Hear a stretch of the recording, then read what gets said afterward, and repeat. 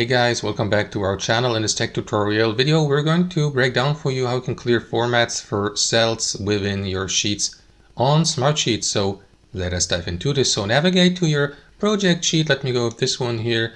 And let's say, for example, you applied various formatting or types of formatting to a specific cell like this task here.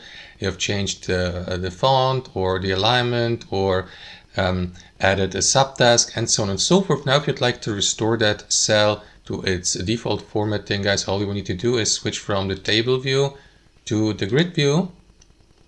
And from here, guys, navigate to these tools here at the top. Select, of course, your cell and click into this button here, Clear Formats. And there you go. As you can see, the bold letters have been removed. Also, the wrapping has been removed. And that's basically it. Now you may of course undo this by clicking into this arrow to the left icon and undo the clear formatting.